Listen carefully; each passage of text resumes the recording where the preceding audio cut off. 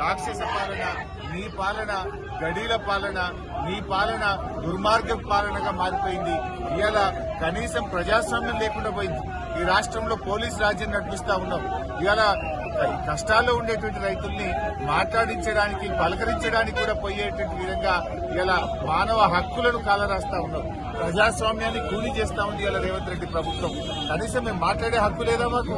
అక్కడ ఆ బాధతో గత కొన్ని వారాలుగా నిరాహార దీక్ష చేస్తున్న రైతులకు పరామర్శించడానికి, భరోసా ఇవ్వడానికి, ఒక ధైర్యం చెప్పడానికి కూడా వెళ్ళలేకుండా నడి రోడ్డు మీద ఇవాళ శాసనసభ్యులను, బీఆర్ఎస్ నాయకుల అరెస్టును తీవ్రంగా ఖండిస్తా ఉన్నాం.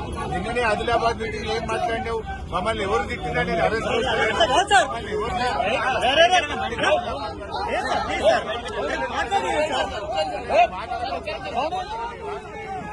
అరెస్ట్ చేయడం లేదని నువ్వే చెప్తావు. నేను ఏం తప్పు చేశానని చేస్తున్నావు? ఆదిలాబాద్ లో ఏం మాట్లాడుతున్నావు? Hi, this is Swathi. Like చేయండి, షేర్ చేయండి, కమెంట్ చేయండి అండ్ సబ్స్క్రైబ్ చేయండి GR TV.